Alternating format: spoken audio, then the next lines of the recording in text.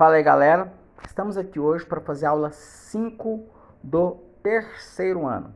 Eu já postei a aula 4 mais cedo, que foi correção das atividades das aulas 1 e 3. E agora nós estamos aqui para a aula 5, que é para dar continuidade para o nosso assunto.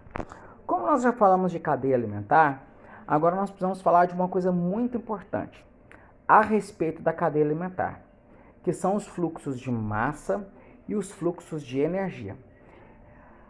As cadeias alimentares, elas nunca serão muito grandes, cadeias alimentares enormes, extensas, com consumidores terciários, quaternários, muito extensas. Por quê?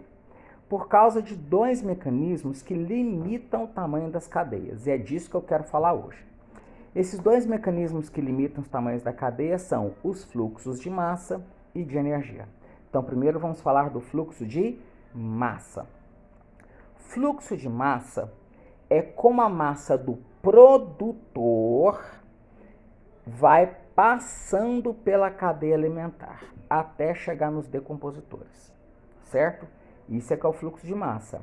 É como a massa do produtor passa pelos membros da cadeia até chegar no decompositor. E aí vem a primeira questão que você vai copiar e responder no seu caderno. Número 1, explique o que é o fluxo de massa. Número 1, explique o que é o fluxo de massa.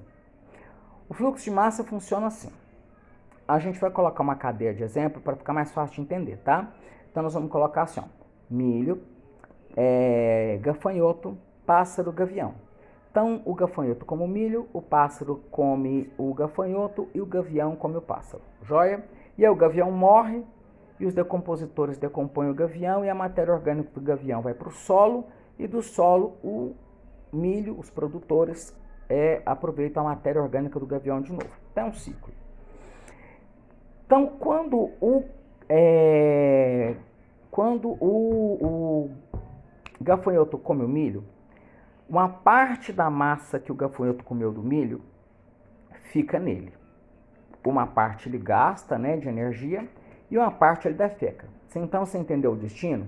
Da massa do milho que foi para o corpo do gavião é dividido em 3. Uma ele joga fora, uma ele usa e uma ele guarda.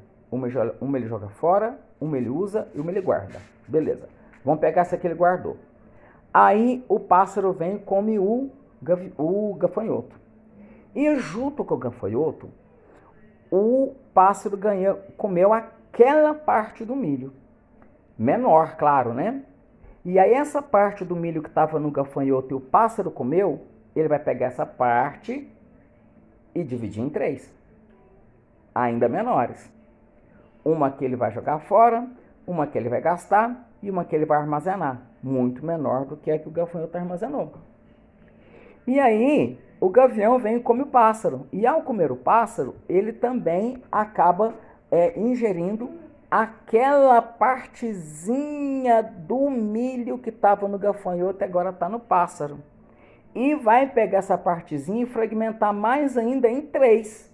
Uma que ele vai jogar fora, uma que ele vai gastar e um tantico que ele vai armazenar. E esse tantico que ele vai armazenar, esse pouquinho que ele vai armazenar, quando ele morrer, vai ser decomposto pelos decompositores, vai para o solo e volta para o produtor. Então, aí vem as duas características do fluxo de massa, tá? Vem as duas características do fluxo de massa na cadeia alimentar. Primeira característica do fluxo de massa da cadeia alimentar. O fluxo de massa é decrescente, perdão. O fluxo de massa é decrescente, ele vai diminuindo.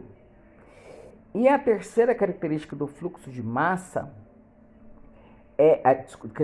segunda característica do fluxo de massa é que ele é cíclico, porque chega no final e ele volta.